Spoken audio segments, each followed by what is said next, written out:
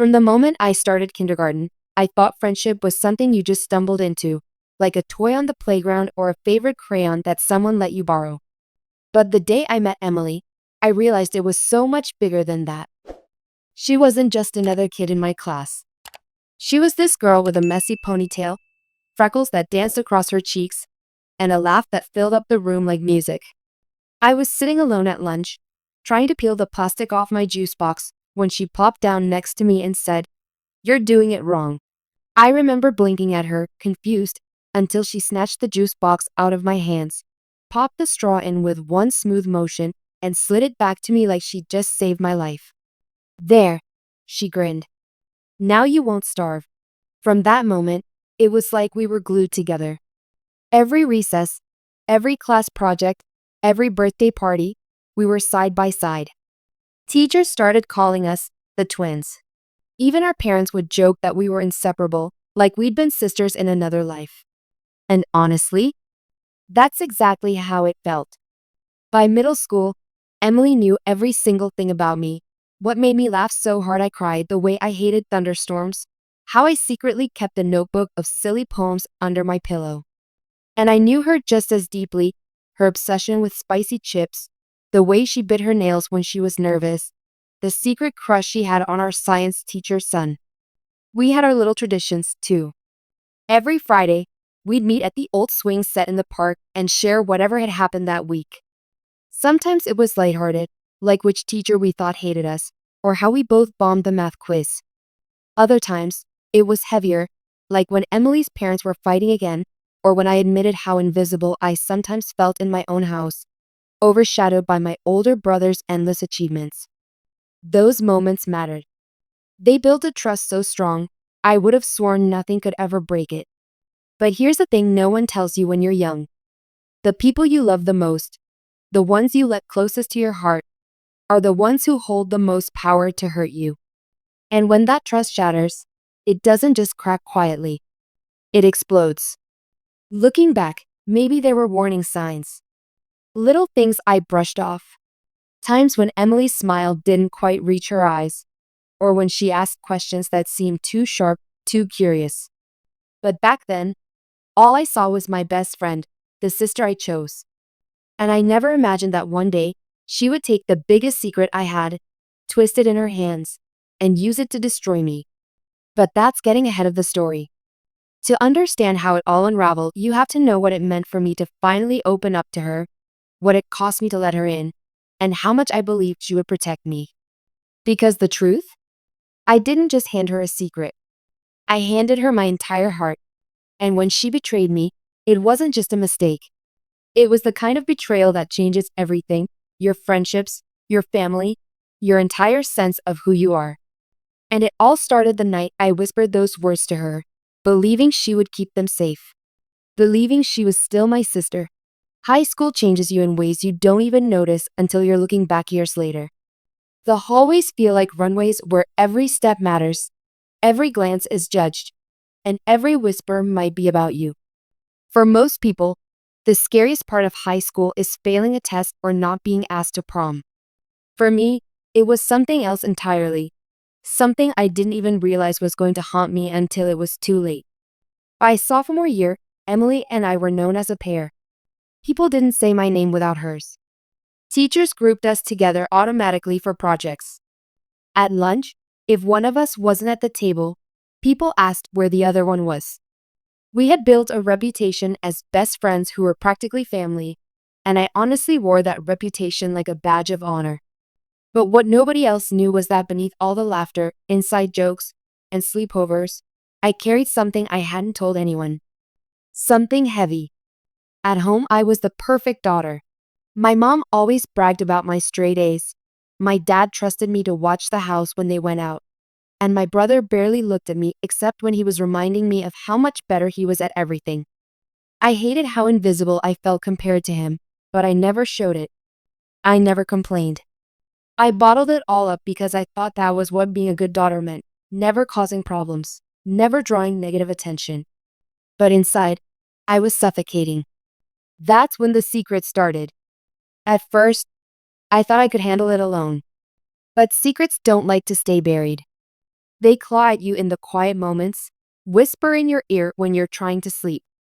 And when the pressure became too much, the only person I trusted enough to share it with was Emily. It happened on one of those nights that felt ordinary at first, but ended up changing everything. We were sitting cross-legged on her bedroom floor, surrounded by half-empty soda cans and a mountain of candy wrappers left over from Halloween. The glow from her lava lamp painted the walls in swirls of purple and red, making everything feel dreamlike, like the whole world outside didn't exist. Emily was scrolling on her phone, humming to some song, when she looked up and said, "Okay, you've been weird all night. What's going on?" I froze. Because she was right. I had been quiet, distracted, lost in thought. And part of me wanted to lie, just laugh it off, blame homework, or say I was tired. But then I looked at her, and something inside me cracked open. She had been my safe place for as long as I could remember. If I couldn't tell her, who could I tell? So I lowered my voice, like the walls might be listening, and whispered, "I like someone." Her whole face lit up. "Finally. You've been so boring. Who is it? Tell me everything." My throat tightened. This wasn't a crush I could just casually admit. This wasn't the kind of thing you confessed over a bag of Skittles. But I thought no, I believed Emily would understand. She always did. So after a long pause, cheeks burning, I whispered the name. Her eyes widened. She blinked like she wasn't sure she heard me right. "Wait, you're serious?" I nodded, my stomach churning. "You can't tell anyone, promise me. This stays between us." For a second, she just stared at me, then she reached out, grabbed my hand, and squeezed. "Of course. You know me. Your secret's safe." And I believed her. The next few days felt lighter. I'd finally let it out. Emily was the only person who knew, and that made it feel almost special, like our bond had grown stronger. She teased me sometimes, nudging me when he walked by, whispering things that made me blush so hard I wanted to sink into the floor. But it was private. It was ours. Or at least, that's what I thought. Slowly, I started noticing changes. At first, they were small. So small I convinced myself I was imagining things. Like the way Emily lingered when he was around, her eyes following him in a way that made my stomach twist. Or the way she asked little questions that seemed harmless but dug deeper than they should have. One afternoon, as we walked home, she tossed her hair back and said casually, "You know, if people found out, it wouldn't be the end of the world. I mean, secrets have a way of coming out anyway." I stopped in my tracks, my heart pounding. "What do you mean?" She shrugged, her smile just a little too sly. "Nothing. Just saying. Secrets never stay secrets forever." I laughed nervously, even though every nerve in my body screamed at me to take those words seriously. "Yeah, well, no one's finding out. Because you promised." Her smile widened, but it didn't feel like reassurance. It felt like a warning. I brushed it off because I wanted to trust her. She was my best friend, my sister in everything but blood. But the truth, deep down, something inside me already knew the promise was broken. I just didn't want to believe it. What I didn't realize was that Emily wasn't just holding onto my secret, she was turning it into something sharp, something she could use. And when the time came, she wouldn't hesitate to use it. And that's the thing about betrayal. It doesn't come from enemies. It comes from the people you love most. And when Emily finally made her move, it wasn't just my secret that shattered, it was my entire life. Betrayal never comes like a storm you can see rolling in from miles away. It creeps in quietly, like a hairline crack in glass. At first, it's barely noticeable. But the longer you ignore it, the faster it spreads, until one day the whole thing shatters in your hands. That's how it felt with Emily. At first, everything seemed the same. We were still walking to school together, still sharing snacks during class, still spending weekends binging shows and pretending we didn't have homework due Monday morning. On the surface, nothing had changed. But underneath, something was shifting. I felt it in the way her eyes lingered on me just a little too long, like she was holding a secret of her own. It started small. A whisper in the hallway that I brushed off. A giggle behind me when I walked into class. At first, I thought I was being paranoid. But then it happened. I was at my locker one morning when a girl from my English class leaned in and said, "So, is it true? You like him?" My heart nearly stopped. I fumbled with my books, pretending not to understand. "What are you talking about?" She smirked, raising her eyebrows. "Come on, everyone's talking about it," Emily said. The words slammed into me like a punch. Emily said. I don't even remember the rest of the sentence. My ears were ringing too loud. My chest felt like it had caved in. I mumbled something, maybe no, or that's stupid, and hurried away, my face burning. I didn't even make it to class. Instead, I ducked into the bathroom, locked myself in a stall, and pressed my forehead against the cold metal door, trying to breathe. Emily promised. She promised. By the time lunch came, I was still shaking. I spotted her across the cafeteria, laughing with a group of people, her smile wide and effortless, as if nothing had happened. My stomach twisted with both anger and fear. I wanted to march over, demand answers, but I couldn't. Because what if she denied it? What if she laughed in my face? So I kept quiet. That night, I texted her. "Did you tell anyone?" She took forever to respond. Finally, a bubble popped up. What? No, of course not. Why would I? I stared at the screen, my gut screaming she was lying. But I didn't call her out. Instead, I replied with a simple, "Okay," because I wanted to believe her. But the whispers didn't stop. They got louder. People started glancing at me in the hallways, some with pity, some with smirks. A few even asked questions directly, bold enough to want confirmation. And every time, I denied it, pretending I didn't know what they were talking about. The worst part wasn't the rumors themselves. It was the way Emily acted. Around me, she was still the same, smiling, teasing, acting like nothing was wrong. But when we were with others, I caught little things. The sly comments, the smirk she couldn't quite hide, the way she'd exchange glances with people as if sharing a private joke at my expense. It was like living in two different worlds. In one, she was still my best friend. In the other, she was slowly unraveling me thread by thread. The final straw came at a party. It was one of those big high school events where half the school shows up, music blasting, red cups in every hand. I didn't even want to go, but Emily begged me. "It'll be fun," she promised. "We'll stick together. You need to relax." For the first hour, it was fine. We danced, laughed, tried to ignore the chaos around us. But then someone shouted his name. The name I had whispered to her in confidence. I froze.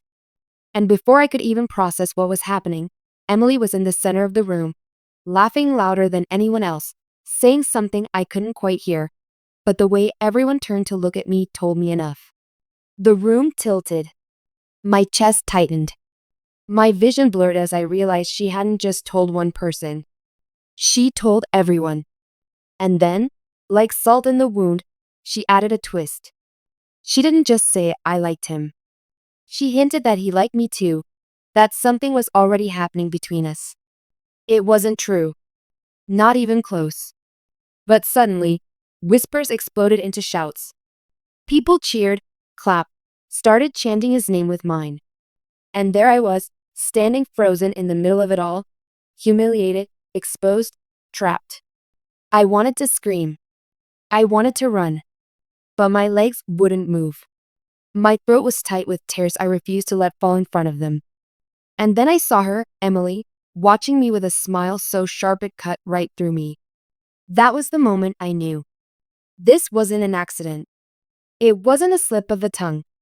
She had done this on purpose. She had taken the one thing I trusted her with, the one piece of my heart I gave her, and she turned it into a weapon.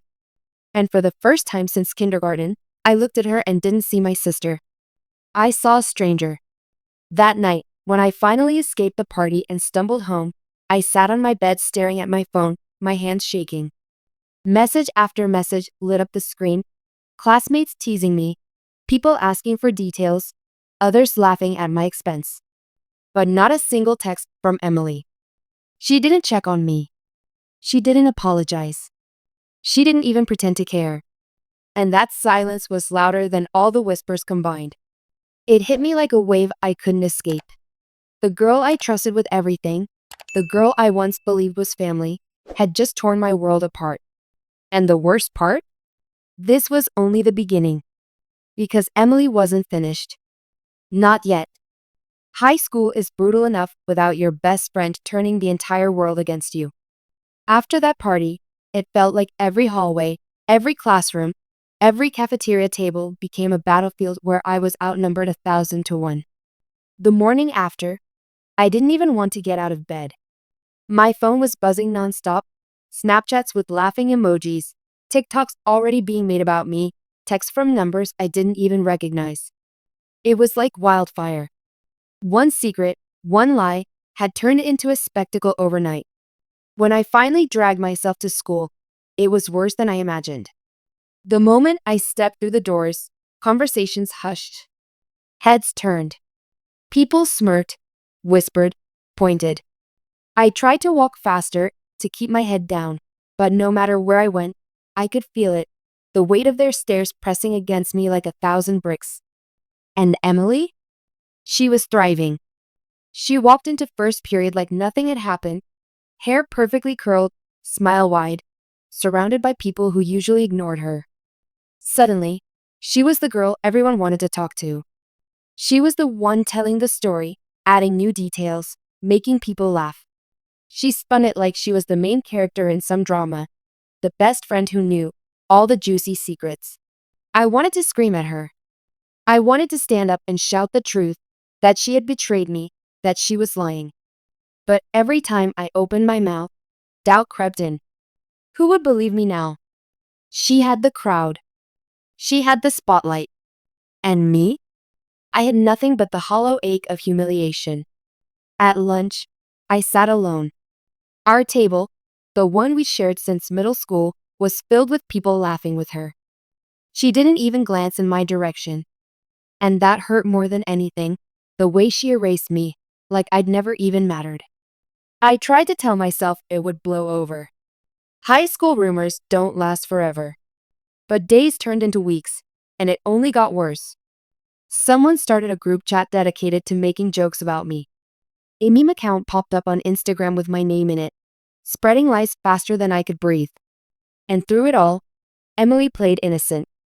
When I confronted her privately one afternoon, my voice trembling with anger, she just tilted her head and said, "I never told anyone. People probably just guessed. You're overreacting." Guessed? I snapped, my hands shaking. "You're the only person who knew." She shrugged, her expression calm, almost smug. "Maybe you weren't as careful as you thought." I wanted to slap the smile off her face. But instead, I walked away, tears blurring my vision, because deep down I knew fighting her was useless. She held all the power now. And it didn't just stay in school. At home, things got tense. My brother heard the rumors from his friends, and of course, he couldn't resist mocking me. "Wow," he smirked one night at dinner. "Never thought you had it in you. Guess you're not as boring as we thought." My parents exchanged confused looks, asking questions I wasn't ready to answer. I mumbled excuses, said it was just gossip, but the way their eyes lingered on me told me they weren't convinced. I could feel their trust slipping, like sand through my fingers. The one place I thought I was safe, my own house, didn't feel like home anymore. Nights were the hardest. I'd lie awake replaying everything in my head, trying to figure out where it went wrong. I'd stare at the ceiling, wishing I could go back to that night in Emily's room, wishing I had kept my mouth shut. Because telling her hadn't just cost me a secret, it had cost me my peace, my reputation, my sense of who I was. But what I didn't realize was that Emily wasn't satisfied with just humiliating me. She wasn't done twisting the knife. The breaking point came during history class. We had a group project, and by some cruel twist of fate, the teacher paired me with Emily. When the announcement was made, I felt my stomach drop. Emily glanced at me across the room, her lips curling into a smile that made my skin crawl. Working with her was torture. Every time we met, she threw subtle jabs, reminding me she held the power. "Careful," she'd whisper when I hesitated to speak. "Wouldn't want another secret slipping out, would we?" I stayed quiet, forcing myself to push through, desperate to finish the project without breaking down. But Emily wasn't content with silence. She wanted more. During our presentation, she went off script, adding a funny anecdote that wasn't funny at all. It was about me, about my secret. The class erupted in laughter. I froze, my face burning, my hands trembling around my note cards. The teacher tried to shush them, but it was too late. The damage was done. I walked out of that classroom with my head down, my chest tight, feeling smaller than I ever had in my life. And for the first time, I thought about disappearing. Not just from school, from everything. That night, I stood in front of the mirror in my room, staring at my reflection. My eyes were swollen from crying, my face pale. I barely recognized the girl staring back at me. She wasn't the confident, happy girl who used to swing on the playground with her best friend. She was a shell, hollowed out by betrayal. And that's when it hit me. Emily hadn't just betrayed me. She had destroyed me piece by piece, my friendships, my reputation, my family's trust, my sense of self. And she was still going, still smiling, still winning. But something inside me shifted that night. I realized I had two choices: let her keep breaking me, or find a way to fight back. For weeks, I'd been drowning in humiliation and pain. But as I stood there, fist clenched, tears drying on my cheeks, I made a silent promise. This wasn't the end of my story. Emily might have started the fire, but I was going to be the one to put it out. And when I finally exposed the truth, when I showed everyone who she really was, it wouldn't just be whispers in the hallway. It would be an explosion. The day it all came crashing down didn't start out dramatic. It was just another gray morning, the kind where the sky looks heavy and the whole world feels half asleep. I dragged myself through the motions, brushed my hair, shoved my books into my bag, and stared at my reflection, wondering how much longer I could keep doing this. For weeks, Emily had been tightening her grip, spreading whispers that turned into rumors, rumors that turned into lies. I felt like I was living inside a cage she built around me, with no way out. But that morning, something inside me snapped. I was tired of being quiet, tired of letting her paint the story, tired of watching her smile while I crumbled. By the time I walked into school, I had made up my mind. I wasn't going to run anymore. The opportunity came faster than I expected. That week, we had an assembly in the auditorium. Something about college prep, but nobody cared. The whole school was crammed into those squeaky fold-out chairs, buzzing with energy, waiting for it to be over. And right there, in the middle of it all, Emily sat surrounded by her new friends, laughing louder than anyone, her voice carrying across the room like a knife cutting through air. When she caught me looking, she smirked. It was the kind of smirk that said, "I win. You'll never beat me." And that was it. The final straw. I don't know what came over me. Maybe it was anger. Maybe it was survival. But I stood up. Right there, in the middle of the auditorium, in front of the entire school. At first, people gasped, confused. The principal tried to hush me, but my voice came out stronger than I thought it could. "You all think you know me. You think you know the story. But you don't. You only know what Emily told you." The room went silent. 1,000 eyes turned to me. My hands were shaking, my throat dry, but I pushed on. I trusted her. She was my best friend. No, she was like my sister. And I told her something personal, something private, because I believed she would protect me. Instead, she twisted it, turned it into gossip, and fed it to all of you like it was entertainment. Gasps rippled through the crowd. Heads turned toward Emily. Her smile faltered just for a second. I kept going, my voice trembling but steady. She didn't just tell one person. She told everyone. She made up lies, exaggerated things, all so she could get attention. And you believed her. You laughed. You pointed fingers. But none of you ever asked me what was true. The silence was deafening. My chest rose and fell with each breath, my heart pounding, but I wasn't finished. You all wanted a show, and Emily gave you one. But at what cost? At the cost of my reputation? My family? My peace? She betrayed me in the worst way, and she smiled while doing it. By then, murmurs had started spreading through the room. Some kids looked shocked, others guilty. I could see teachers whispering to each other. And then I turned directly to Emily. You wanted everyone to know my secret? Fine. Here it is. I like someone. That's it. That's all it ever was. And you could have left it at that. But instead, you made it bigger. You turned it into something ugly, something it never was, because you wanted the spotlight. Because destroying me made you feel powerful. Emily's face turned pale. For once, she didn't have a comeback. She sat frozen, her hands clenched in her lap, her friends shifting uncomfortably beside her. I took a deep breath. My voice softened, but it carried across the room. Secrets don't destroy friendships. Betrayal does. And the saddest part is, you weren't just my best friend. You were family to me. And now I don't even recognize you. Silence. Then, slowly, people began to murmur, not about me this time, but about her. Whispers turned into stares. Stares turned into glares. And for the first time, Emily wasn't the center of admiration.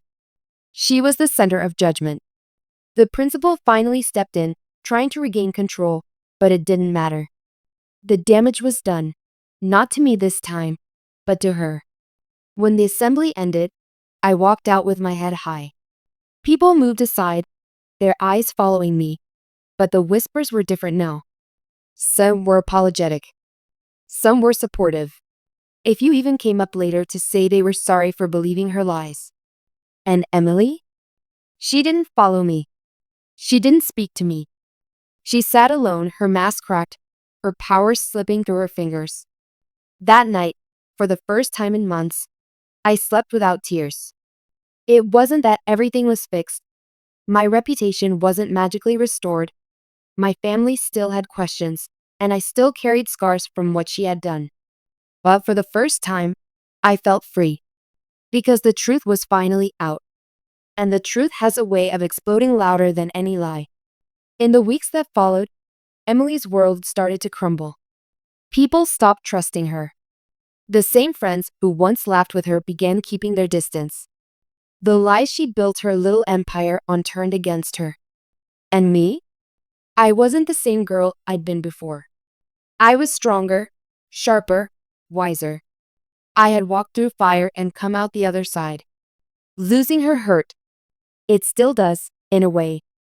I miss the girl she used to be, the one who shared juice boxes with me at lunch, who held my hand on stormy nights, who made me believe in sisterhood. But that girl was gone, replaced by someone I didn't know anymore. And I learned something I'll never forget. Sometimes the people you trust the most are the ones who can cut the deepest. But betrayal doesn't define you. What defines you is how you rise after the fall. Emily took my secret. She tried to destroy me with it. But in the end, she only destroyed herself. And me? I walked away with scars, but also with strength. Because when the truth finally exploded, it didn't just set me free. It reminded me that I didn't need her to survive. I never did.